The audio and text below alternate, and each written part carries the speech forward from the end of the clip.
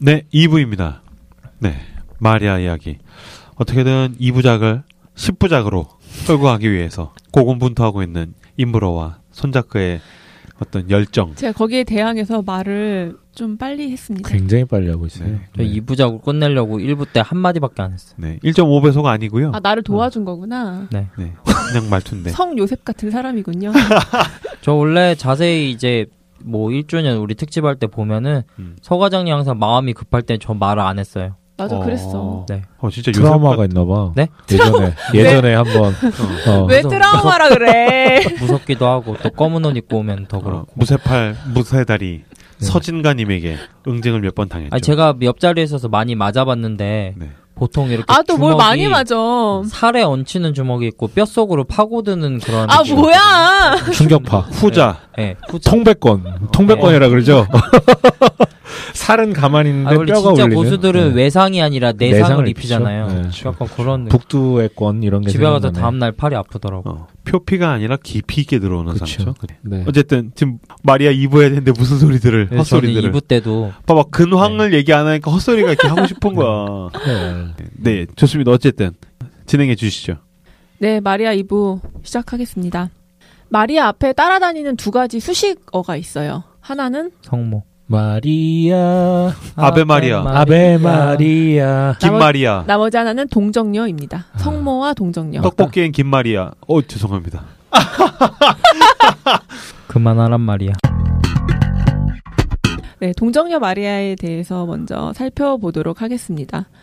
기독교에서 예수님의 성육신은 뭐 말할 수 없이 큰 놀라운 은혜고 신비잖아요. 네. 그러니까 어디에나 계시고 모든 것을 만드신, 그래서 모든 것 위에 계신 하나님이 인간성 안으로 들어오신 신비고, 또 초역사적인 존재가 역사의 흐름 속으로 들어오신 되게 굉장한 겸손과 사랑이고 놀라운 사건인데, 이게 아주 독특한 방식으로 이루어집니다. 네. 성령에 의해서 동정녀 마리아의 몸에 잉태되는 방식을 취하셨어요.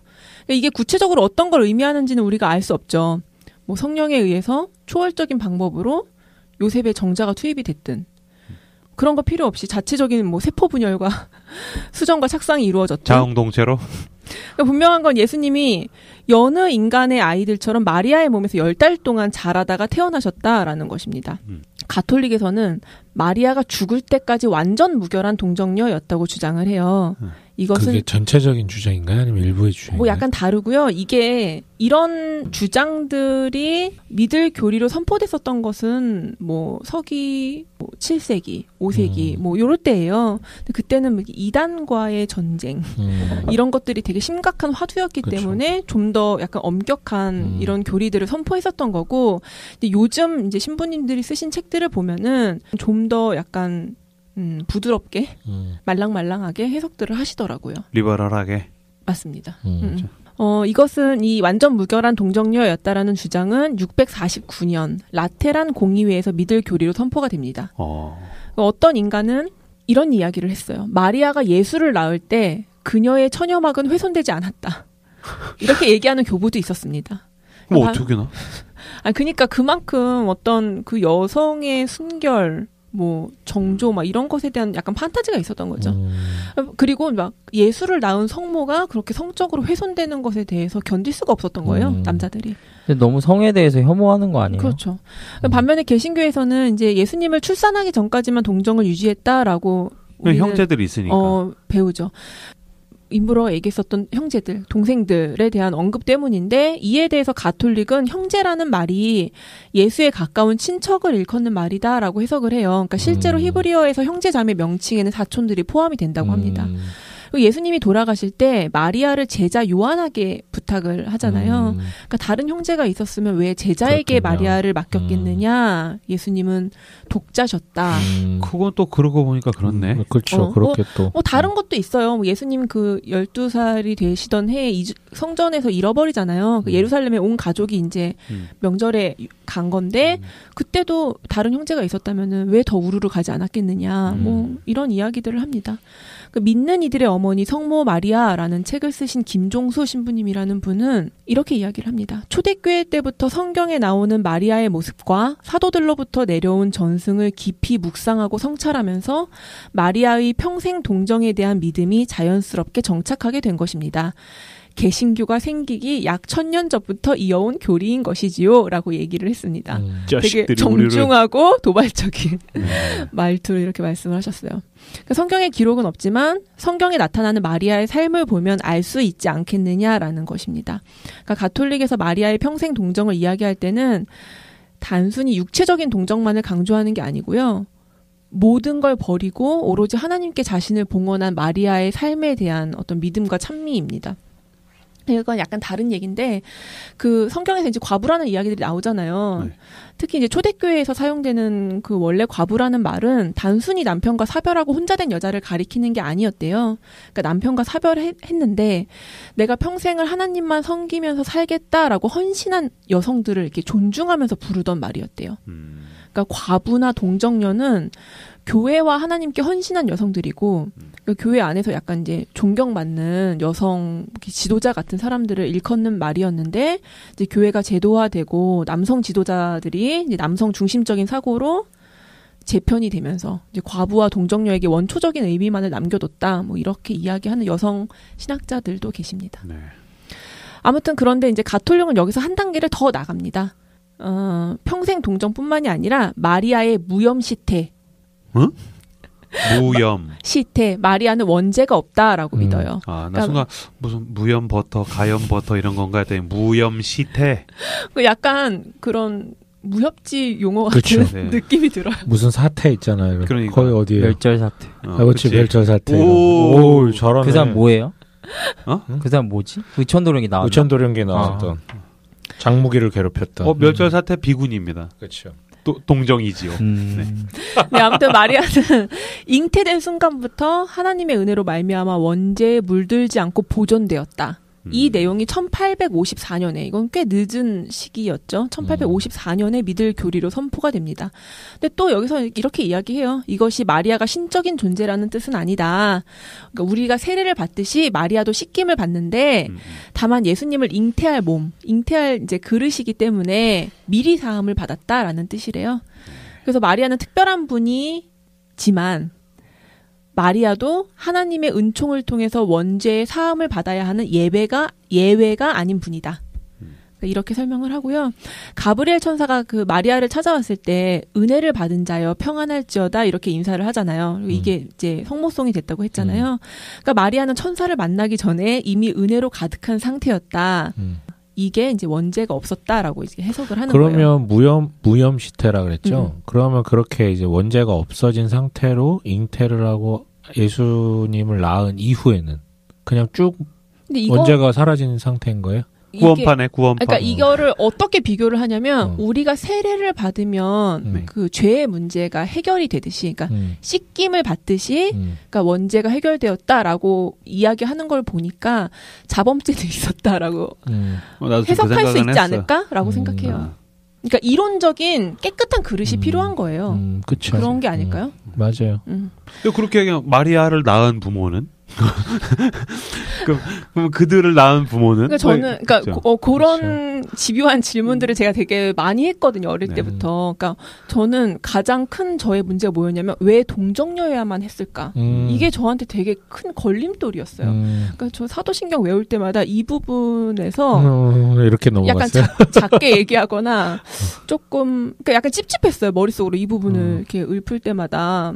그러니까 이게 약간 유치하게 느껴지는 거예요. 너무 인간적인 세팅이라는 생각이 드는 거죠. 그러니까 왜 동정녀야만 했는가? 그러니까 흔히 제가 질문을 할 때마다 받았던 답은 죄의 오염이 전수되는 것을 방지하기 위해 이거를 이제 전형적으로 가장 많이 말씀들을 하시는 것 같아요. 저는 이거 자체가 이해가 안 가는 거예요. 그렇다면 이 질문을 하지 않을 수가 없는 거예요. 죄가 섹스를 통해 유전되는가? 저는 아니라고 생각하거든요. 그러니까 인간의 존재가 죄로 물들어 버린 거지. 뭐 생식행위를 통해서 죄를 넘겨준다. 이렇게 생각하면 안 될 것 같은 거예요. 그렇죠. 그리고 굳이 정상적인 성관계를 거세할 필요가 있나. 왜냐하면 남자만 문제인가? 이런 질문이 생기는 거예요. 그러니까 여자도 죄인인데 동정녀 몸에서 태어나면 뭐 죄가 유전되지 않나? 이런 질문을 하게 되는 거죠. 그러니까 이제 카톨릭에서는 그런 교리들을 만들었던 거겠죠. 그리고 아까 김사부가 얘기했었던 것처럼 성을 너무 터부시하는 느낌이 들었어요. 그러니까 순결하고 깨끗한 여자에 대한 환상 있잖아요. 그래서 동정녀 이야기야말로 약간 남자들이 만들어낸 이렇게 약간 최악의 쓰레기 같은 유산이 아닌가 막 이런 생각을 자꾸 하게 되는 거죠. 근데 한편으로는 저도 되게 오랜 시간 동안 이 보수적인 한국 교회에 있다가 보니까 체질상 이걸 그냥 약간 신화적인 요소다라고 밀어내기에는 찝찝함이 있었던 거예요. 그래서 이제 갈급했죠. 왜 동정녀야만 했는가에 대한 그럴듯한 약간 신학적 해석이 고팠던 거예요. 근데 이 질문을 하면요. 뭐 그럴듯한 답은 둘째치고 목사님들이 눈이 땡그래져요. 이 질문을 하면. 넌 거기다가 이의를 제기하느냐? 뭐 이런. 죄가 섹스를 통해 유전되나요? 이 얘기를 하는 순간 약간 마녀가 된 기분. 약간 그런 느낌을 되게 어릴 때부터 받았고 좀 억울한 것도 있었어요. 뭐 마리아도 천사가 와서 그 수태고지 했을 때 어떻게 그럴 수 있죠? 이렇게 물어봤잖아요. 저는 질문에는 금기가 없는 것이 아닌가 묻다 믿다 하다. 손짝대님? 아 나랑 똑같은 생각했다고? 네. 근데 그러다가 제가 이제 누군가에게 이 책을 읽어봐라 라고 이제 추천을 받았고 거기서 약간 만족스러운 답을 찾았어요. 아, 그래요? 그 고마우신 분들이 누구냐면 칼바르트와 도널드 맥클라우드입니다. 사실 책은 이 맥클라우드의 그리스도의 위격만 읽었는데 이제 그가 칼바르트 영향을 많이 받아가지고 인용을 되게 많이 하더라고요. 그러니까 저는 이 책 때문에 이제 사도신경 할 때 더 이상 찝찝해지지가 않았어요. 일단 이 책이 마음에 들었던 건 제가 그동안 했었던 그 마녀 같은 질문들을 똑같이 화두로 던져요. 신학적인 분위기로 좀 더 고급스러운 용어들로. 그리고 그에 대해서 이제 차근차근 답을 해줍니다. 근데 먼저 말씀을 드리면 되게 새롭고 신박한 건 아니에요. 굉장히 그냥 보수적이고 전통적인 견해인데 저에게 있어서는 그 답을 찾아가는 그 과정이 되게 지난했기 때문에 약간 등산 뒤에 물 마시면 더 시원한 것처럼 그렇게 저 개인적으로 특별한 해갈이 있었던 거지 이게 모든 사람들에게 되게 시원한 답일까? 약간 이런 고민이 들더라고요. 이걸 준비하면서. 그래서 사실은 여기까지만 얘기를 하고 뭐야 답을 얘기를 해야지. 이따발만 겁나 장난해?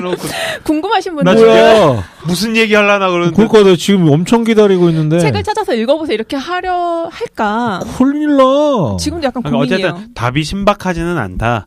뻔한 답인데 그래도 읽어주세요. 자 알았어. 뻔한 답이고 이거를 제가 그렇게 짧고 굵게 하라고! 딱 설명하기가 쉽지가 그러니까, 않을 것 같아요. 그러니까 뭔데? 얘기를 하자마자 우리가 평가해줄게. 진부해질 것 같아. 그러니까 진부한 그 얘기 어서 하라고.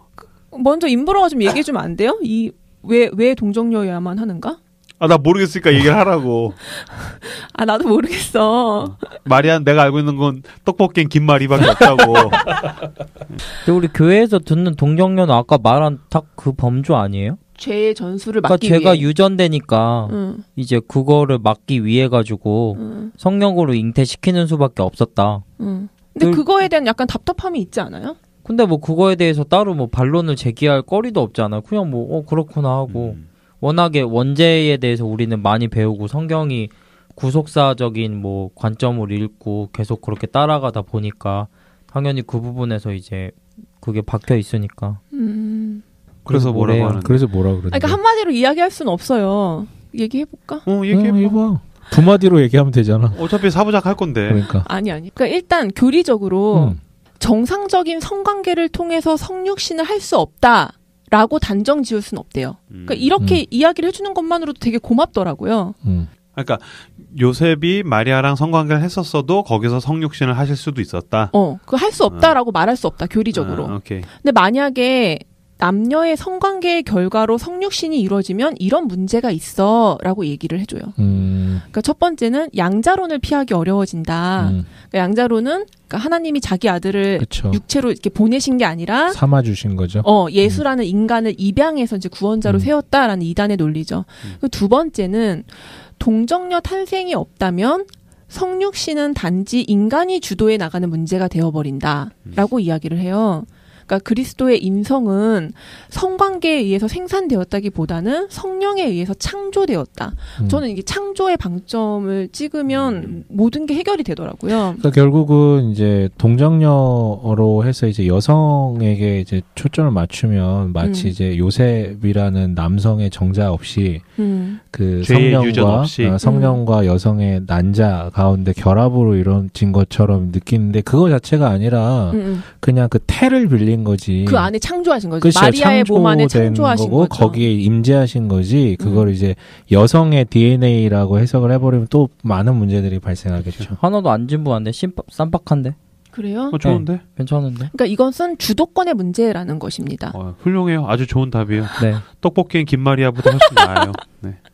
그러니까 동정녀의 탄생을 부인하고 그 대신에 거기에다가 인간의 성행위를 도입하는 것은 하나님을 그 거룩한 자의 생산으로부터 멀리 밀어내는 것이다라고 이야기를 하더라고요. 그러니까 이렇게 이야기를 질문과 답을 이렇게 해주는 것만으로 되게 고마웠어요. 그리고 두 번째, 그러면 그리스도의 무죄성은 어디에서 오는 것인가? 그러니까 이 문제에 대해서도 먼저 이렇게 화두를 던져요. 성경은 결코 기적적인 수태가 그의 무죄성을 설명해 준다고 말하지 않는다. 그치.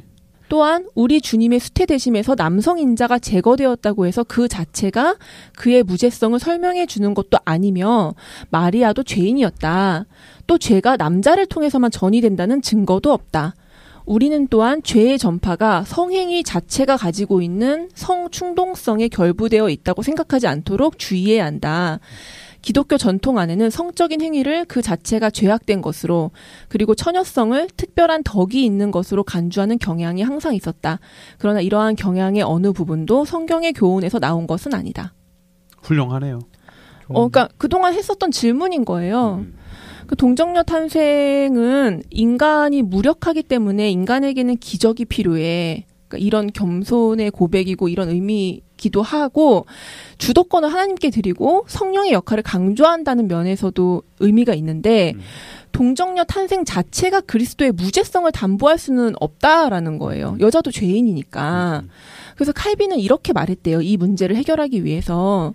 그리스도는 남자와 성관계를 맺지 않은 어머니에게서 낳기 때문이 아니라 그 출생이 아담의 타락 이전에 그랬을 것처럼 순전하고 오염되지 않도록 성령에 의해서 성화되었기 때문에 모든 더러움으로부터 자유케 된다. 그러니까 아담을 거룩하게 하셨었던 것처럼 성령님이 그 태의 예수를 성화시켜서 그 더러움으로부터 자유케 하셨다라고 칼빈이 설명을 했다는 거예요. 창조라는 뜻이죠. 쉽게 말하면. 근데 약간 창조가 아니에요. 여기서는. 이건 약간 다르죠. 그래요? 창조가 아니고 여기서 성화라는 단어를 썼어요. 그러니까 동정녀에서 낳기 때문에 예수가 죄에서 오염되지 않은 게 아니라 성화되었기 때문에 죄에서 자유케 됐다. 뱃속에서 성화가 되었다고. 이런 거예요. 그래서 도널드 맥클라우드가 이렇게 얘기해요. 내가 칼빈이라는 사람한테 그 거장한테 도전할 생각은 없는데 그런데 무엇이 성화되었으며 언제 성화되었단 말인가?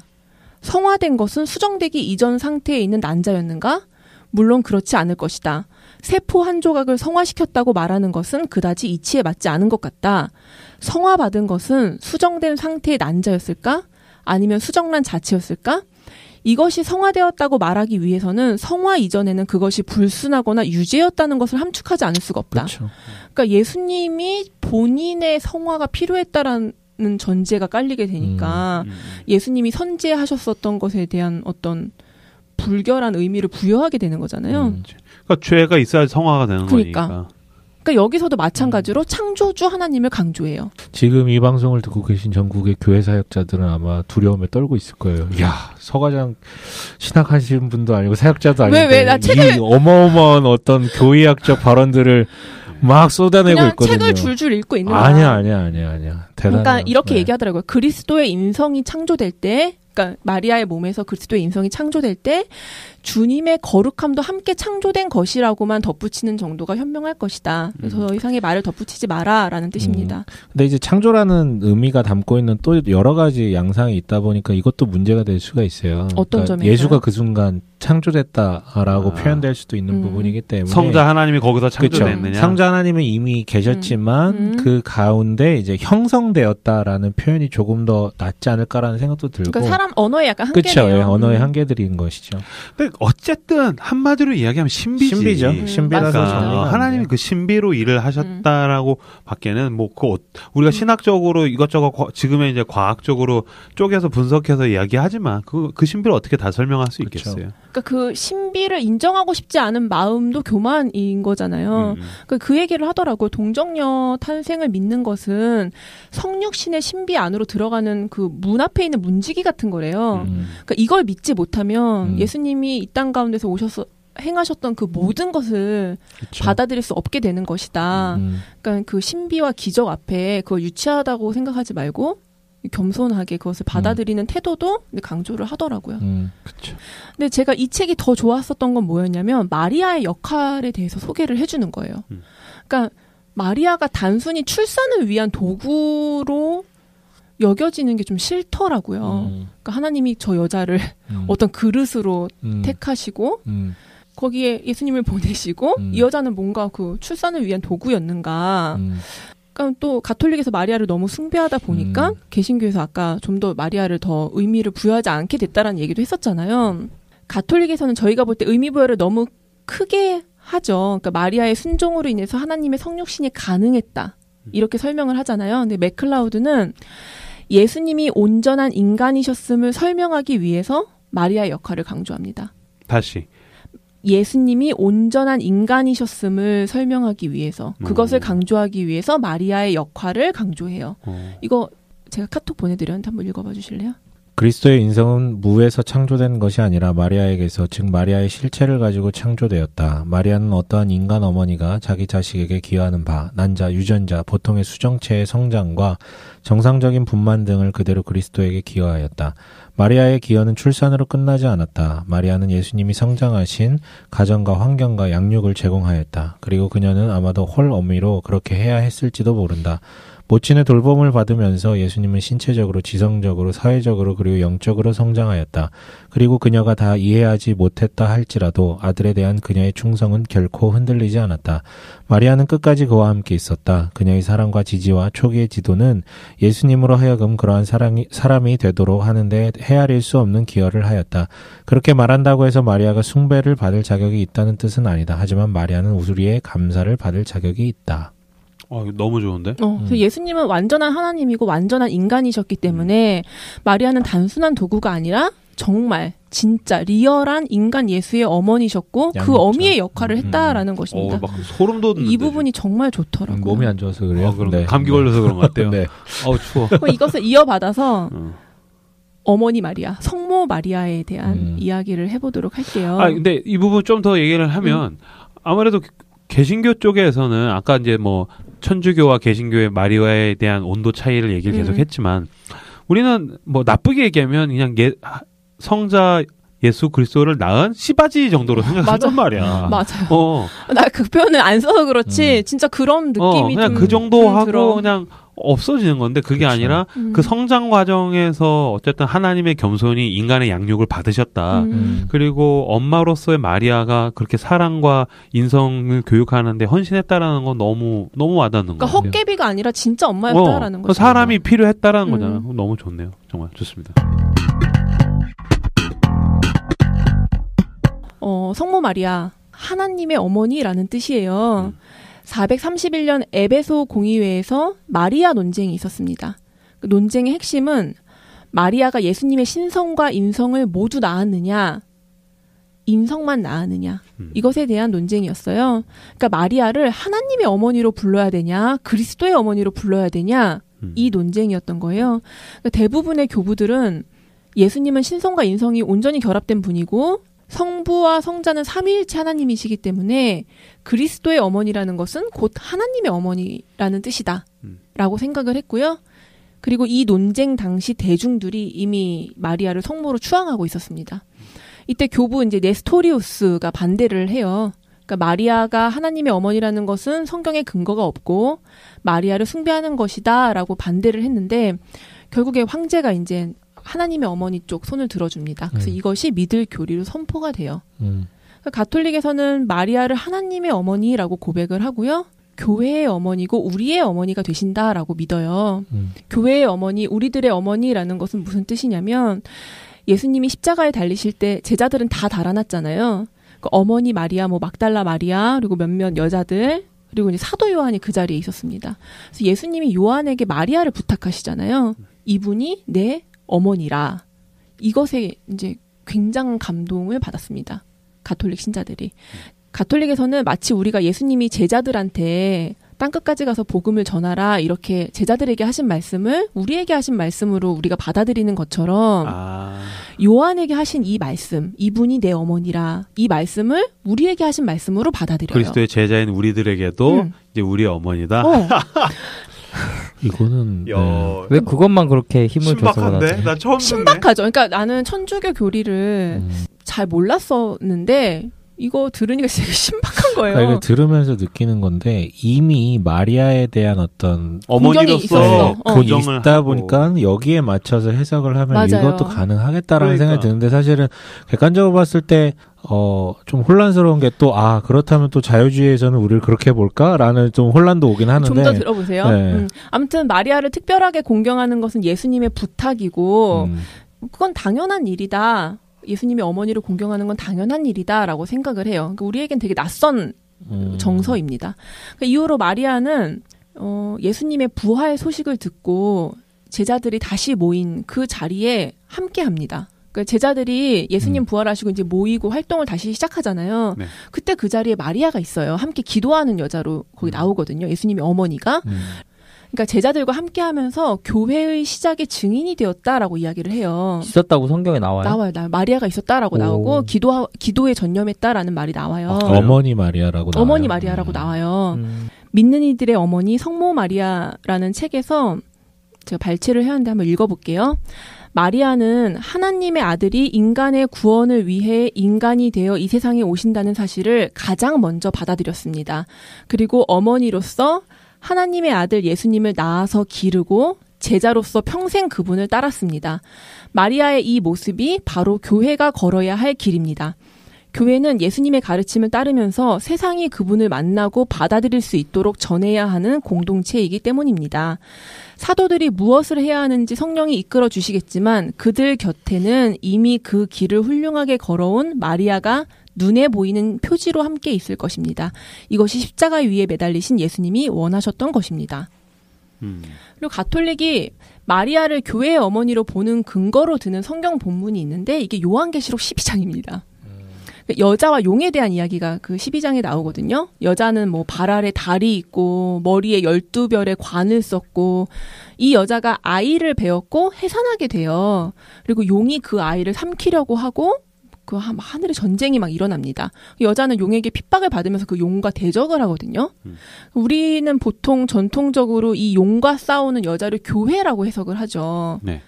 가톨릭에서는 이 여인은 이제 마리아로 받아들입니다. 그러니까 창세기에서 뱀에게 대적하는 여자를 마리아로 보는 것과 이제 같은 맥락이에요. 그러니까 요한이 설령 계시록을 쓸 때 이 여인을 교회라고 생각했다고 하더라도 상관이 없다. 그 교회를 그리는 데 있어서 마리아의 이미지를 사용했다는 것이 중요하다. 마리아의 삶 속에 교회의 원형이 깃들어 있다라는 의미이다. 이렇게 설명을 합니다. 그래서 마리아가 교회의 어머니라고? 교회의 어머니다.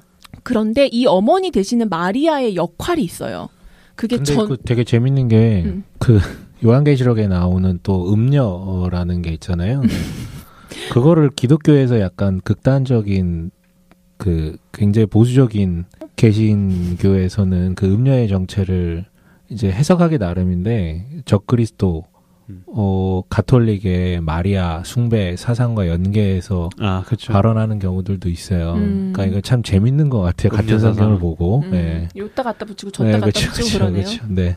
그러니까 이 어머니 마리아의 역할이 전구자입니다. 전구자? 그러니까 우리한테 되게 익숙하지 않은 용어예요. 처음 들어. 다 천주교에서 쓰는 용어들이에요. 전구자는 뭐냐면 나를 대신해서 신에게 은혜를 구하는 사람. 야, 근데 지금 보니까 그 친구들도 그쪽 동네도 좀 용어 수다가 필요한 것 같긴 해. 너무 옛날 용어지. 너무 옛날 용어야. 이거 시대랑 너무 지금 상경질이에요. 네, 그러니까 좀 바꿔야 돼.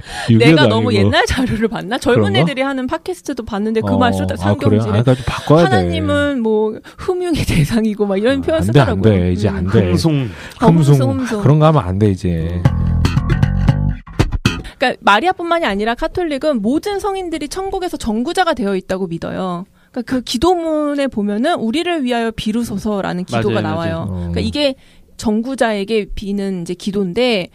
그러니까 그게 중보자랑 구분하기 위해서 만들어낸 단어인 거죠. 그럴 수도 있으려나? 예수 그리스도가 우리의 중보자인데 그럼 왜 기도를 마리아에게 하느냐? 그럼 마리아는 중보자는 아니다. 전구자다. 그래서 만들어낸 단어라는 느낌도 드네. 그럴 수도 있겠다. 다시 한번 전구자가 뭐라고요? 나를 대신해서 신에게 은혜를 구하는 사람. 카톨릭도 중보자란 말 써요?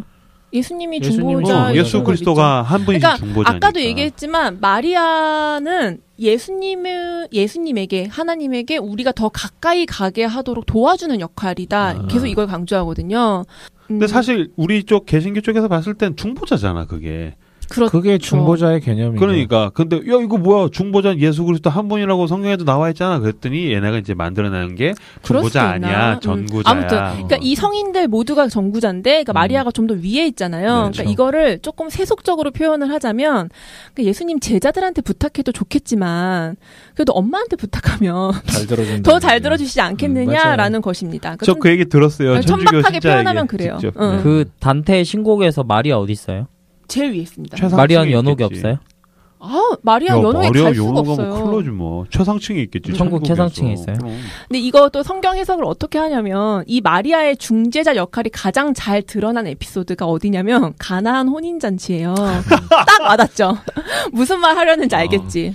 때가 안 됐는데도 엄마가 얘기하면 듣는다. 맞아요. 그런 거예요.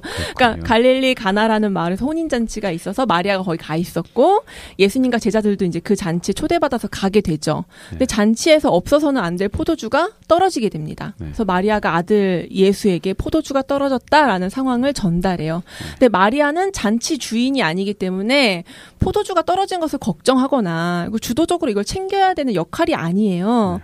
그런데도 불구하고 마리아는 잔치 주인의 곤란한 상황을 대변해주는 그러니까 예수님과 잔치 주인의 중재자로 서 있다 이렇게 해석을 하더라고요. 진짜 그렇게 유치하게 해석해요? 야 유치한데 신박한데. 이걸 얼마나 고급스럽고 다정하게 신부님들이 글을 쓰시는지. 근데 일리는 있잖아. 네. 아무튼 그 마리아가 그 포도주가 떨어진 걸 이야기하니까 예수님이 여자여 나와 무슨 상관이 있나이까 내 때가 아직 이르지 아니하였나이다 이렇게 말씀을 하시죠. 네. 이건 약간 좀 다른 얘기인데 성경에서 예수님은 세상 모든 사람들에게 반말을 해요. 그러니까 이게 약간 예수님의 신적 권위를 강조하기 위해서 일부러 그렇게 이제 번역을 한 건데 이거 진짜 잘못된 번역이라고 지적하는 사람들이 꽤 있거든요. 그렇죠. 그러니까 예수님의 말을 존대어로 번역한 성경도 있어요. 아시죠? 그러니까 저도 예수님 반말이 싫거든요. 그러니까 예수님의 인성을 약간 거세해버린 번역이라는 생각이 들고 반말을 하는 것이 권위 있는 것이라고 여기는 것 자체가 약간 예수님에 대한 오해고 왜곡이라는 생각을 해요. 그러니까 아무튼 이 구절에서 마리아를 여자여라고 부른 것은 이렇게 무례하거나 무시하거나 냉정하게 대하는 말투가 결코 아니다. 사모님이란 뜻이죠. 그러니까 쉽게 얘기하면 우리나라로 치면 여자여, 마담, 뭐 여인이시, 그렇죠. 그런 마담. 거죠. 사모님. 그러니까 여기서의 얘기는 존대어와 반말을 지칭하는 게 아니라 1인, 그러니까 가족 관계에 있는 여성을 부르는 호칭이 아니라 3인칭. 제3자의 여기서는 존대의 의미나 반말의 의미가 전혀 포함되지 않은 그냥 제3대를 지칭하는 용어죠. 그러니까 요거를 어떻게 이제 개신교에서는 이야기를 하면 약간 선을 긋는 걸로 의미를 이제 해석하죠. 그러니까 엄마 첫 번째 기적이 되게 중요해. 이거 내 공생의 사역 시작을 알리는 신호탄인데 하나님의 때를 기다려야지. 엄마가 포도주 내놓으라고 내가 이렇게 뚝딱 할 수 있는 게 아니야. 그리고 중보자는 나 하나지. 엄마 아무리 엄마라고 해도 중보자로 나서는 거 아니야. 뭐 이런 맥락의 성극기라고 해석을 하죠. 엄마 좀 뭐 이런 거. 근데 지금 갑자기 상상해 보니까 우리 약간 보수적인 교회들 보면은 다윗 목사님 엄마 왔다고 해서 엄마 그러지 않잖아요 교회에서 권사님 뭐 이러고 하거나 뭐 이러거나. 그런 거였다. 뭐 그럴 수도 있을 것 같은데 거지. 지금 드는 생각은. 아무튼 엄마 신박하네요. 김여사. 네. 가톨릭에서는 반대로 해석을 합니다. 그러니까 마리아를 여자여 여인이시여 이렇게 부른 것은 예수님이 마리아를 육신의 어머니가 아니라 중재자로 나선 분으로 대하고 계시다라는 거예요. 그러니까 창세기 3장 15절에서 사단을 대적하는 여자, 인간 구원을 위해 하나님이 예정하신 여자, 그 여자와 같은 호칭이라는 것입니다. 전구자. 전구자. 그러니까 이 말을 들은 마리아는 하인들에게 너희에게 무슨 말씀을 하시든지 그대로 하라 이렇게 말을 하잖아요. 그러니까 마리아가 중재자로서 하인들로 하여금 예수님의 말씀에 귀를 기울이도록 도와준다는 거예요. 그러니까 마리아가 중재자라는 것은 예수님 옆에서 막 청탁을 하고 막 권력을 휘두르는 게 아니라 우리로 하여금 예수님 말씀에 순종하게끔 도와준다. 그러니까 사람들이 마리아에게 도움을 구하고 우리를 위하여 빌어달라고 요청을 하는 것입니다. 니네 무슨 마리아를 믿고 그러냐? 맨날 그렇게 놀렸는데 이 마리아에 대한 성경적 탄탄해. 해석을 들으니까 너무 신박하고 재밌다. 나도 너무 재밌었어요. 그러니까 아무튼 예수님은 이 물을 포도주로 바꾸시죠. 그렇죠. 이게 첫 표적이잖아요. 그러니까 마리아가 예수님께 건넨 그 말. 포도주가 떨어졌어요 라는 그 말이 첫 번째 기적을 일으키는 그러니까 예수님으로 하여금 이 공생의 사역을 시작하게 만든 계기가 되었다라는 것입니다. 굉장히 큰 역할인 거죠. 마리아에게 기도를 하는군요. 맞습니다. 들어주소서 마리아요 막 그러면서. 네. 그리고 이제 가톨릭에서는 마리아가 예수 때문에 겪게 되는 7가지 고통, 그래서 성모 7고라는 것을 묵상을 해요. 네. 이 다음에 설명을 드릴 건데, 그러니까 마리아는 인간으로서 되게 참기 힘든 고통과 고난을 몸소 견뎌낸 여인이기 때문에 사람들은 마리아가 그러니까 자신들의 힘겨운 처지를 더 잘 이해하실 수 있고 곁에서 위로하고 함께 버텨준다라고 믿어왔습니다. 그러니까 피에타가 사람들에게 사랑을 받은 이유가 여기에 있어요. 그러니까 피에타는 뭐 우리 몇 번 방송 중에서도 이야기를 했지만 자비를 베푸소서라는 뜻이고 이 성모 마리아가 죽은 그리스도를 안고 있는 모습을 표현한 그런 그림도 포함하죠. 그런 그림이나 이제 조각상을 말하는데 이 피에타가 유행하던 때가 14, 15세기였어요. 그러니까 이때는 유럽이 흑사병 때문에 완전 이제 암흑기였죠. 그러니까 유럽 인구의 3분의 1 내지 뭐 4분의 1이 사망을 했다고 하니까 가족 중에 한 명 이상은 죽은 거예요. 그러니까 어린아이들도 얼마나 많이 죽었겠어요. 그러니까 이때 사람들은 죽은 아들을 끌어안고 있는 마리아를 보면서 위로를 받는 것입니다. 아, 우리 아이도 저렇게 하나님 품에 안겨 있겠구나. 지금 내 삶이 너무나 고통스러운데 하나님이 멀리서 바라만 보고 계신 게 아니구나. 어머니처럼 우리들 아픔을 품어주고 계시는구나. 이것을 마리아를 통해서 느끼게 되었다는 것입니다. 그러니까 우리는 마리아를 의지하는 가톨릭 정서가 낯설겠지만 우리의 어머니 되시고 우리의 전구자 되신 마리아. 이 마리아는 가톨릭 교인들에게 너무나 중요한 존재입니다. 특히 신앙 안에서 그런 모성성 있잖아요. 맞아요. 개신교 그게 없으니까. 그 얘기를 지금 하려고 해요. 네. 모성성. 그러니까 장길자가 하나님이라고. 맞아요. 그 얘기를 바로 하려고 했어요. 하나님 엄마라고 봐. 이 페미니즘에서 얘기하는 이 동정녀 마리아와 성모 마리아에 대한 해석이 굉장히 유의미하거든요. 근데 오늘 이걸 깊이 다룰 수는 없어요. 시간 관계상. 아니요. 깊이 다뤄도 돼요. 아니야. 우리 사부작 나중에 언제가 될지 모르겠지만 페미니즘 특집에서 자세히 한번 다뤄보도록 하고 다음 주요. 핵심만 짚어보자면 괜찮네요. 이번 주에 마리아하고 다음 주에 페미니즘. 네, 괜찮군요. 당연하죠. 네, 그렇게 가야죠. 봐봐요. 제가 쉽고 짧게 정리해드릴게요. 네. 이 기독교 문화에 내재한 신의 이미지는 하나님이 그 아담과 그 손가락 맞대고 있는 거. 그 미켈란젤로의 천지창조에서부터 그 호칭, 하나님 아버지라고 부르는 호칭에 이르기까지 남성으로 깊이 각인되어 있는 것은 우리가 다 동의하죠. 예수님도 아들이고 그 어떤 초상화를 그리더라도 백인 남성의 모습이잖아요. 그러니까 원래는 이 인류 초창기는 모계 사회였다고 해요. 이거 우리 초등학교 때 뭐 사회 뭐 이럴 때 배우잖아요. 모계 사회였다고 해요.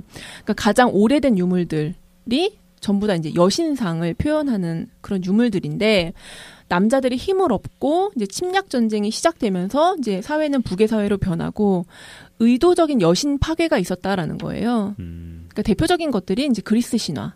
뭐 예를 들면 뭐 제우스가 여신들을 겁탈한다든지 뭐 이런 것들. 그리고 대표적인 게 이제 기독교의 남성신을 이야기해요. 이 페미니즘에서. 그러니까 아버지 신으로 불리는 이 하나님의 등장이 대표적인 여신 파괴의 상징이라는 것입니다. 그리고 여자는 죄나 짓는 되게 어리석은 여자로 하와. 그런 존재로 되게 그려지게 됐다는 거예요.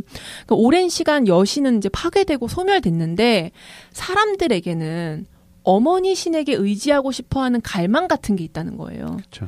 그 대표적인 예가 소멸된 줄 알았던 여신에 대한 갈망이 마리아 숭배로 드러나게 됐다라고 분석을 합니다. 페미니즘에서는. 하지만 마리아를 되게 긍정적으로만 그리는 건 아니에요. 온전한 여신의 모습으로 탄생하지 못했어. 그러니까 반쪽짜리 여신으로 태어났는데 남성들의 어떤 욕망과 입맛대로 성적 기능이 제거된 순결한 동정녀 마리아로 돌아오게 되었다. 이것이 이제 한계다. 그러니까 희망과 한계다 이렇게 이야기를 합니다. 근데 뭐가 유의미하다는 거냐면 우리는 사람들이 마리아에게 기대하는 것들이 사실은 하나님에게 기대하는 거라는 걸 알아야 된다라는 생각이 들었어요. 그러니까 사람들은 하나님 아버지뿐만 아니라 그러니까 어머니 하나님 이 단어가 굉장히 우리나라에서 왜곡이 됐는데 이 어머니 하나님에 대한 갈망이 있다는 거예요. 아, 분당에 사시는 그분 말씀이신가요? 하나님은 성이 없으시잖아요. 성을 초월하신 분이시잖아요. 그러니까 우리는 성을 붙일 필요도 없지만 언제든지 자유롭게 아버지 하나님, 어머니 하나님을 느낄 수 있어야 되는데 하나님의 어머니성, 그러니까 신의 여신성이 완전히 거세가 되어버렸다는 것입니다. 이 부분엔 좀 공감하는 부분이 있어요. 그래서 사람들이 마리아를 숭배하는 것이 더 열광적이 되었다라는 거예요. 그러니까 한국 사회에서 하나님 아버지라 그랬을 때는 남성성에다가 그냥 남성성이 아니지. 가부장인 거야. 어떤 제우스에 가까운 그러다가 근데 또 한국에서 보면 이제 막 엄마가 되게 친숙하잖아. 엄마. 그러다가 보니까 장길자 하나님이 뜰 수밖에 없어요. 아 근데 장길자 하나님이 그런 이미지인가? 아 근데 하나님이 아버지인 건 싫은 거야. 난 실제로 그 얘기를 여러 번 들었어. 아버지로부터 상처가 있었기 때문에 자기는 하나님이 너무 좋은데 아버지라는 게 싫다는 거야. 아버지라는 말만 들어도 싫은 거죠. 아버지라는 말만 들어도 싫다. 우리 아버지는 늘 술 먹고 와서 누구 애들 패고 엄마 패고 그런 분이었다는 거야. 근데 자기는 어머니 하나님이란 말을 들었는데 논리적으로는 이해가 안 되는데 마음에서 너무 좋았다는 거야. 그게. 그러니까 이제 하나님 안에 어떤 부성과 모성이 둘 다 있다.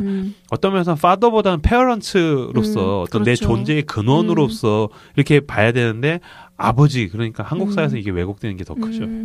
뭐 성경에 나오는 하나님 모습 봐도 아버지보다는 좀 엄마에 가깝잖아요. 잔소리 많이 하고. 근데 구약에서는 약간 강한 남성성이 되게 강조가 되죠.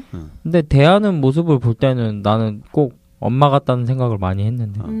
둘 다 있는 거지 그쵸. 사실은. 그렇죠. 그렇게 이해를 하시는 게 가장 건강한 것 같아요. 근데 사실은 하나님에 대해서 성경이 말할 때는 그러니까 이게 우리의 어떤 종교심에 근거한 오류인데 신인 동형설이라 그러잖아요. 하나님을 자꾸 사람으로 비유하는 거. 눈, 코, 입 달린. 그렇죠. 사실 그거 자체가 성경 가르침하고는 완전 이반되는 내용인데 근데 또 이제 인간의 한계라는 게 그렇게 상상을 안 하면 이해가 또 안 돼요. 그런데 이제 상상했을 때 가장 쉽게 매칭된 건 남성적 면모의 어떤 강력한 신으로 이제 매칭이 되다 보니까 이런 문제들이 발생했는데 근원적인 부분은 그 신인 동형적인 사상에 대해서 조금 우리가 혁파해야 될 필요가 있는 게 저는 더 본질적인 다음에 방송 한 타임 해주세요. 당신이 먼저 하면 제가 그 다음 이어서 할게요. 아, 되게 훈훈하네요. 우리 뭐 말만 하면 너 그거로 방송해야 돼. 서로 방송 밀어주기 좋습니다. 네. 우리 떠람 이기주의 좋습니다. 네.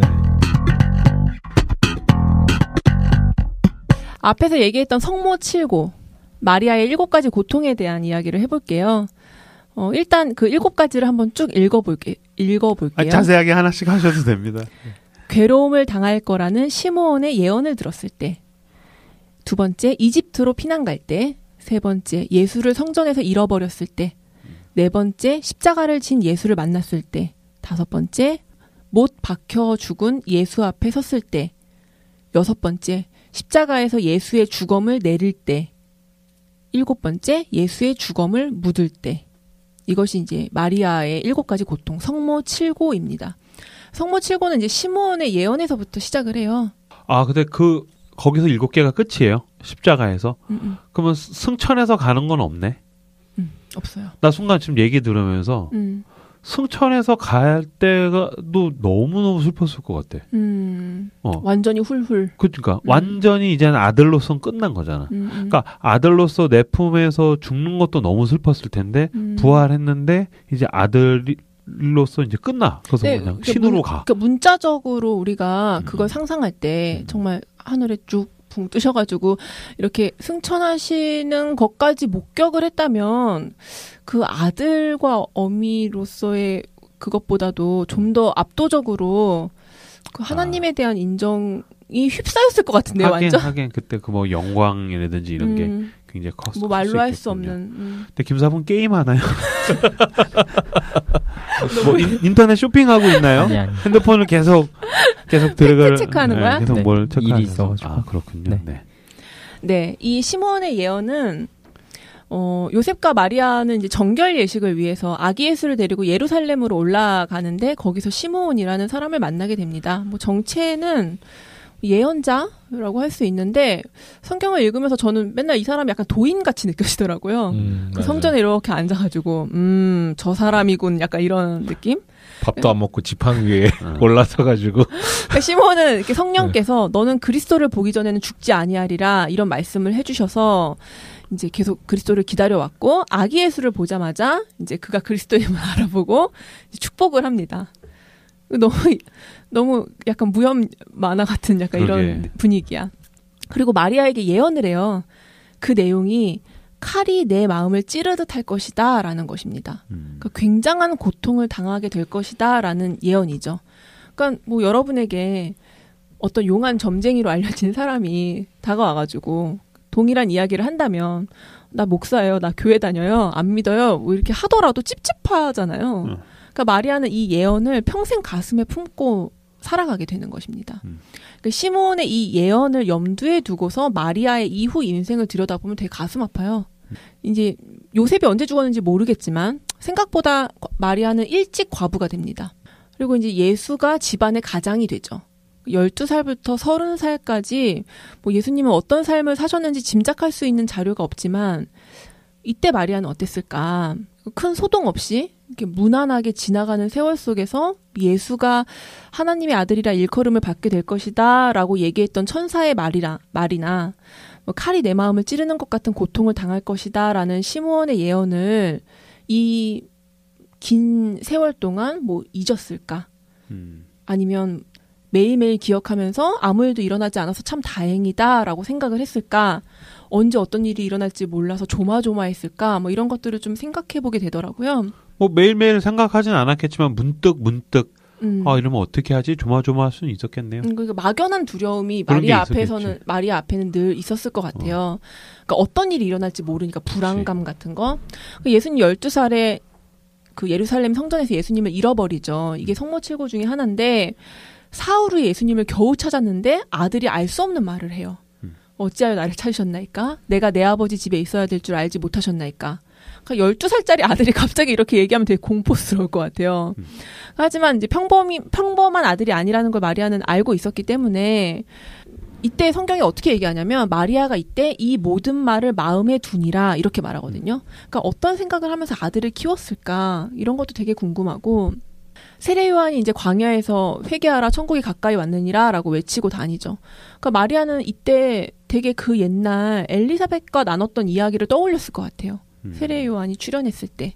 그러니까 엄마들끼리 나눴던 이야기, 먼 훗날을 상상했었던 것이 도래한 거잖아요. 근데 갑자기 아들이 광야로 뛰쳐나가요. 그리고 사람들이 아들 주변으로 되게 구름같이 몰려듭니다. 그러니까 예수님의 공생의 시작을 마리아는 어떻게 바라보았을까? 이것도 이제 시므온의 예언과 이렇게 결부시켜서 계속 마리아의 마음을 상상하면 좀 더 깊이 들어갈 수 있는 것 같아요. 당시 되게 불안한 시대였잖아요. 그러니까 사람들을 이렇게 구름같이 이끌고 다니는 것 자체가 불안 요소였어요. 그러니까 도대체 무슨 일이 일어나고 있는 걸까? 뭐 이런 생각을 했을 것 같고 저는 그냥 정말 일개 평범한 사람으로서 굉장히 두렵고 불안하고 되게 조마조마했을 것 같아요. 예수님은 이 지역사회의 뭐 지도자급이 되셨고 유대교 신앙을 되게 급진적으로 재해석을 하셨잖아요. 그러니까 어떤 사람들 눈에는 예수님이 완전 급진 과격분자로 받아들여졌겠죠. 정치인들 눈에는 완전 눈엣가시였을 수 있단 말이에요. 그러니까 민심은 되게 좋아졌다 나빠졌다 사람들이 완전 이렇게 손바닥 뒤집듯이 예수님에 대한 평판이 달라졌고 이런 아들에 대한 소문이 거칠게 도는 걸 마리아도 보고 들었을 것 같아요. 예루살렘에 입성하시게 되죠. 사람들이 막 예수를 메시아라고 부르면서 이제 환영을 할 때 제가 마리아라면 이때가 가장 불안했을 것 같아요. 이 환호가. 그러니까 예수님의 삶을 평범한 사람의 삶과 비교하기는 좀 어렵지만 저는 그렇거든요. 그러니까 사람들에게 주목을 받고 많은 사람이 한 사람에게 막 희망을 걸고 뭔가를 기대한다는 건 이게 되게 평범한 사람에게는 되게 불행한 일이라는 생각을 저는 해요. 그러니까 저도 그렇고 내 남편도 그렇고 내 가족들이 내 친구들이 이런 주인공이 되지 않았으면 좋겠어요. 어떻게 주인공이 되신 손셀럽님은 어떠신가요? 두려우신가요? 아니면 내가 받을 걸 받고 있다. 저는 아직 주인공이 아닙니다. 그런가요? 아직 저는 배가 고픕니다. 목사가 뭐 이렇게 욕심이 많아? 손야망님. 히딩크. 네, 그렇군요. 하지만 저는 김사부에 비할 수 없습니다. 저는 그의 신들매도 뵐 수가 없는. 여기 그리스도께서 계셨군요. 네. 김그리님. 네. 네. 저는 그를 예배하기 위해 존재하는 자입니다. 근데 지금 듣고 보니까 일반적인 엄마 그리고 웬만큼 대담한 엄마들도 야, 너 왜 말을 그렇게 하고 다녀서 이렇게 욕을 먹냐? 좀 바리새인들한테 잘 좀 해봐. 진짜 그렇게 할 수 있겠다. 사회생활을 모르냐? 야, 뭐 이렇게 말을 그렇게 해, 이놈아. 뭐 이렇게 갈 수도 있겠다. 근데 이게 묵상하다 보니까 두 가지 생각이 드는데, 진짜 개신교 전통에서 마리아라는 사람에 대해서 생각할 여지를 안 줬었구나. 그러니까 여성이라서 를 넘어서 너무 우리가 묵상이 빈약하구나. 어떻게 보면 예수님 옆에는 항상 마리아가 있죠. 근데 그게 그렇죠. 완전 지워져 있어요. 네네네. 그러니까 존재감이. 이 부분이 어떻게 보면은 굉장히 대두될 수 있는 인물인데 늘 이제 복음서를 뭐 설교를 하거나 뭐 어떤 메시지를 듣거나 할 때 마리아의 존재는 이렇게 이제 성탄절 어간에만 들려오지 없었구나, 참 빈약했구나라는 반성이 들고, 또 다른 한편으로는 이제 뭐라 그래야 되냐면 당시 그러니까 남성과 여성 사이의 어떤 간극, 그리고 랍비와 일반 백성들 사이의 간극, 뭐 이런 부분에 대해서 크게 고려를 안 하고 너무 이제 마리아라는 사람을 소위 말해서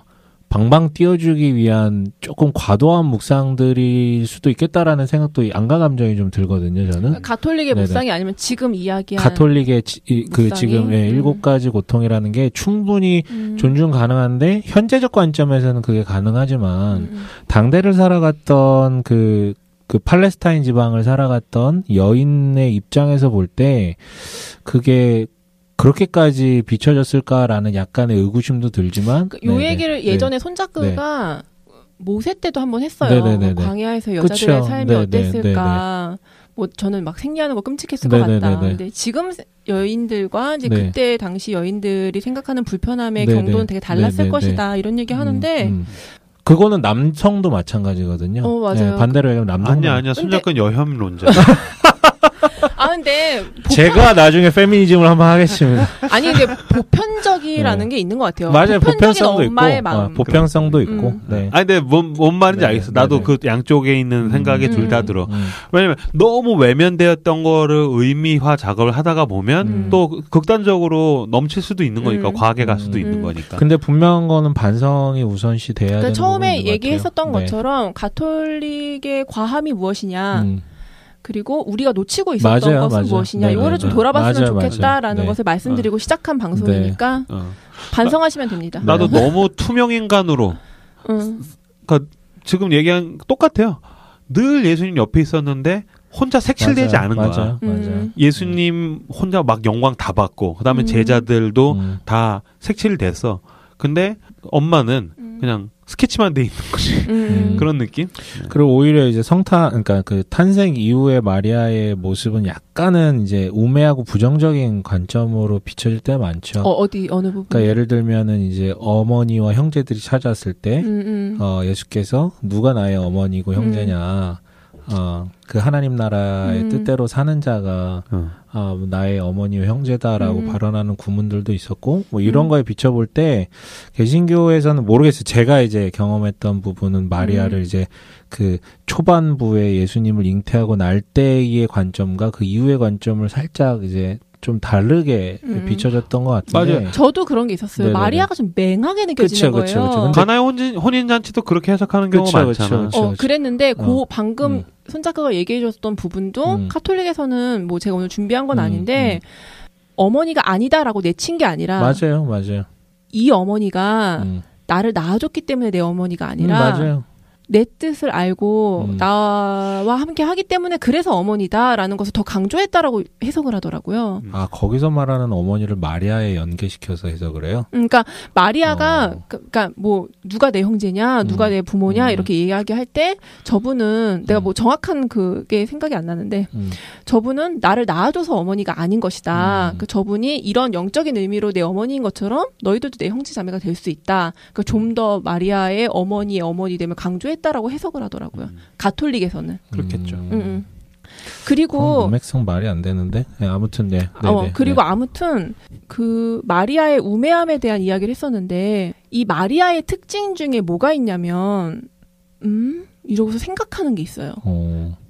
뭔지 아세요? 그러니까 예를 들면 마리아의 특징? 가브리엘 천사가 와가지고 은혜를 받은 자여 평안할지어다 이렇게 인사를 할 때 마리아가 놀라지 않아? 처녀가 그 말을 듣고 놀라 이런 인사가 어찌함인가 생각하매 이런 게 있고요. 그 목자들이 아기 예수한테 인사를 하러 오잖아요. 그쵸. 그때 목자들이 막 썰을 풀어요. 우리가 막 천사를 만났는데 막 이러면서 이야기를 하니까 그 자리에 있던 사람들이 다 놀랍게 여겼다라고 나오거든요. 근데 그때 또 이 구절이 나와요. 마리아는 이 모든 말을 마음에 새기어 생각하니라 이게 나오고요. 그 예수님을 성전에서 잃어버렸다가 찾았을 때 예수님이 이상한 말을 하잖아요. 그때도 마리아가 이 모든 말을 마음에 두니라 이렇게 얘기하거든요. 저는 이걸 사실은 좀 맹하다라고 황시목 아니야? 황시목? 해석을 했는데 이거를 어떻게 해석을 하냐면요. 관상기도 아세요? 네. 관상기도가 그 하나님을 보는 기도잖아요. 그러니까 뭐 개신교에서도 이거 좀 한동안 유행이지 않았어요? 그렇죠. 레노바레 회자가 됐죠. 너무 이제 신비주의적으로 빠지니까 이제 경계를 하긴 하는데 이게 산상수훈 중에서 마음이 청결한 자는 복이 있나니 그들이 하나님을 볼 것이미요. 이 말씀에서 유래했다는 이야기가 있거든요. 그러니까 마음을 깨끗이 비우고 하나님을 보는 것에만 집중하는 기도예요. 그리고 이게 가톨릭의 문화입니다. 정말 초대교회부터 전해 내려오는 이제 기도고 교부들이 되게 사랑했던 기도 방식인데 마리아가 우리가 본받아야 할 가장 모범적인 관상적 태도를 지닌 분으로 여겨져요. 그러니까 성경에 보면 이 마리아가 얘기했었던 거 저게 뭐지? 이러면서 의아해할 때 침묵하면서 이렇게 곰곰이 생각했다. 이것을 굉장히 높이 평가하고 어쨌든 그게 관상기도의 원형이다. 원형인지는 모르겠어요. 마리아의 이 태도가 원형인지는 모르겠는데 관상기도의 모범이다라고 표현을 하더라고요. 그래서 이것에 대해서 누가 그랬지? 프란치스코 교황이 일상생활 안에 깃든 하나님의 신비를 바라보는 여인이다. 이렇게 말을 했습니다. 그러니까 이게 하루아침에 된 게 아니라 이 일생을 이렇게 짚어봤을 때 마리아는 일생을 평생을 거쳐서 이거를 누구한테 막 속을 터놓고 뭐 이야기할 수 있는 사람도 없고 어떤 이 비밀과 신비를 간직하고 하나님의 말씀을 기억하면서 그 뜻과 때가 언제인지를 계속 기다렸던 여자인 거예요. 그러니까 이런 부분에서 좀 약간 감동이나 뭐 이런 것들이 좀 오는 것 같아요. 좋게 얘기하면 그렇고 제가 봤을 땐 나쁘게 보자면은 그냥 느린 스타일이죠. 겁나 느려. 무딘 스타일. 아니, 저도 좀 맹하게 봤어요. 천사 가서 한 대 네? 반응 느린 애들 있잖아. 아니 웬만하면 이렇게 굉장히 외향적인 사람들이 좀 빠르잖아요. 뭐야 막 이렇게. 그런 애들을 했다면은 애가 없어지면 1시간 만에 찾지. 근데 사흘이는 애가 없네. 이러고 며칠 지난 다음에 그런 약간 그런 스타일 아닐까. 네네. 아무튼 이렇게 마리아 이야기. 마리아는 어떻게 죽었어요? 아니 그 얘기를 하면은 너무 유치해져가지고 안 하려고 했는데 아니, 그냥 궁금해? 짧게라도 궁금해서. 그러니까 뭐 마리아가 뭐 요한과 함께 반모섬에서 평생을 보냈다라는 뭐 이야기도 있고 사실 제가 이스라엘에 갔을 때는 마리아 영면교회를 갔어요. 그러니까 마리아가 이제 이렇게 죽었다가 바로 뭐 부활했다 뭐 이런 전승이 있는 교회고 제가 터키 여행을 갔을 때는 그 마리아와 요한이 평생을 머물렀었던 집이다라는 그 집을 갔었거든요. 그러니까 지역마다 마리아가 어떻게 죽었는지에 대한 이야기가 다르고 그것에 대한 유적지들이 또 이제 관광 장사를 하고 있는 거예요. 그러니까 천주교에서는 마리아가 승천했다라고 봐요. 그게 정식 교리예요? 정식 교리였는데 이것도 마찬가지예요. 좀 더 말랑말랑하게 해석을 합니다. 요즘은. 이거 궁금하구나. 1950년에 이것도 되게 늦게 믿을 교리로 선포가 됩니다. 맥락이 뭐냐면 모세도 승천했다는 이야기가 있고 급을 맞춰야 되네. 그치. 급을 맞춰야지. 그러니까 구약 시대에 마리아보다도 모든 사람들은 다 못한데 그치. 사람들 중에서 승천을 했다는 사람, 기록이 엘리야나 있는데 이런 사람. 마리아가 왜 승천하지 못했을 하등의 이유가 없다라는 약간 인간적으로 얘기하면 이런 이유 때문에 마리아 승천 교리가 채택이 되고 사람들이 다 그렇게 성모신심으로 그렇게 믿고 있었습니다. 그러니까 이게 맞아. 당연하지. 시상식 하는데 주연 배우들 다 벤치하는데 나 혼자 프라이드 왔어.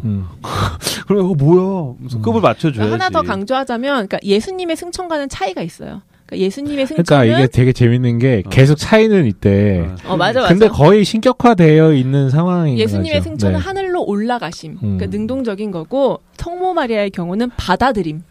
하늘에서 빨려 진공청소기. 맞아요. 예수님은 본인이 슝 하고 날아간 거고. 그러니까 마리아의 승천의 주체는 이제 하나님이시다. 아, 참. 그렇구나. 어쨌든 인형 뽑기 같이 하나님의 손이 데리고 갔다. 네. 이렇게 재밌네요. 마리아 이야기 마무리하도록 하겠습니다. 네. 뭐 사실 성경 인물 특집에 나 지금 다 재밌는데 특히 마리아에 대한 지식이 가장 없었던 것 같아요. 내가. 저도 그랬어요. 그 얘기 들으면서 너무너무 재밌고 흥미롭고 네, 좋았습니다. 마지막으로 어땠는지 한마디씩 하시고 마무리 지시죠. 마리아가 교회에서는 거의 판도라의 상자여가지고 그거 못 열게 하는데 오늘 열어보니까 저도 임브로 말처럼 진짜 마리아에 대해서 몰랐고 생각조차 안 하려고 했구나. 또 카톨릭에서 워낙 그렇게 막 성모라고 얘기하고 떠받드니까 괜히 또 건드리면은 뭔가 좀 안 될 것 같고 그랬는데 그냥 성경 인물 중에 그냥 모세나 다윗이나 그런 사람들처럼 하나로 받아들이고 우리도 그 사람들 통해서 은혜를 받잖아요. 그런 인물 중에 하나로 받아들여가지고 충분히 다루어질 만한 스토리들이 너무 많은데 그동안 참 많이 외면받았구나라는 생각을 하게 됐어요. 네. 뭐 저도 마리아의 위치를 어느 정도로 잡아야 될까라는 생각을 계속하면서 방송을 들었던 것 같아요. 어쨌든 예수님을 낳은 여자고 예수님이랑 가장 오랜 시간을 또 보낸 여자 아니야. 내 어머니니라. 그러니까 그 여자 그 여자가 늘 예수님 옆에 있었지. 뭐 그런 생각들을 좀 계속 해보게 되네요. 네, 너무 좋았습니다. 네, 저도 굉장히 좋았습니다. 저는 여혐이 아닙니다. 여혐이 절대 아니에요. 저는 여자를 너무 손일배님. 네. 아무튼 되게 이렇게 신비롭게 잘 들었고, 이거 준비하느라 참 고생 많았겠구나라는 생각을 하고요. 저는 이제 오늘 특별히 이제 그 마리아 자체에 대한 부분도 있는데 가톨릭의 어떤 그 신앙 구조라 그래야 되나요? 그 부분에 대해서 계속 이제 생각을 하게 됐던 것 같아요. 저는 그러니까 무조건적으로 가톨릭을 비난하거나 전 비하하는 사람은 아니고 굉장히 이제 배울 것도 많고 연계되는 부분도 많다고 생각을 하는데 그럼에도 불구하고 차이점에 대해서 또 생각하는 부분들이 있잖아요. 근데 오늘 이제 서 과장이 특별히 마리아를 소개하는 부분도 굉장히 강렬했지만 동시에 이제 가톨릭에서 이제 어떻게 그리고 있는지에 대해서 많이 얘기를 해주다 보니까 그 부분에 대해서도 좀 생각이 머물렀던 것 같아요. 네, 아주 좋은 방송, 훌륭한 방송, 최고의 방송입니다. 재밌었어요. 아니, 저도 이렇게 마리아를 막연하게 생각할 때, 제가 초반에 얘기했지만, 신을 낳은 여자. 이 단어만 생각해도 너무 기구한 거예요. 내 뱃속으로 애를 낳았는데 신이라니, 그래서 정보가 저도 전혀 없었고요. 그냥 그런 호기심으로 시작을 했고, 카톨릭에서 어떤 원리로 마리아가 성모가 됐는지, 그런 것에 대한 호기심이 있었는데 호기심으로 시작해서 바르트까지 그건 뭐 저도 어쨌든 그런 호기심들이 충족이 됐고 나름 이 여자의 인생을 따라가다 보면서 어떤 생각이 들었냐면 하나님에 대해서 더 잘 알아갈수록 이런 것들에서 자유로워질 수 있겠다. 그러니까 무슨 얘기냐면 마리아를 왜 자꾸 사람들이 따르고 좋아하고 마리아 신심이 커지느냐 이거는 지금 내가 믿는 하나님으로부터 뭔가 충족되지 않는 것들을 다른 데서 지금 받으려고 하는 욕구 때문이라고 생각하거든요. 좀 더 하나님에 대해서 더 잘 알아가는 것이 중요하겠고 뭐 그런 것들을 떠람대우에서 잘 만들어 갔으면 좋겠습니다. 제가 앞장서겠습니다. 네. 따라가겠습니다. 네. 저도 따라가겠습니다. 말 잘못했네. 손가락 얹겠습니다. 네, 네가 삽을 들어라. 아니. 네. 우리는 닦인 길을 가겠다. 네, 이렇게 성경인물 특집 4명에 대해서 다 다뤘습니다. 특히 다른 에피소드들 다 그렇지만 되게 마음이 남는 것들이 많은 성경인물 특집인 것 같습니다. 다음에는 저희가 또 다른 더 재밌는 주제들을 가지고 여러분들을 찾아뵙도록 하겠습니다. 함께해 주셔서 감사합니다. 감사합니다. 감사합니다.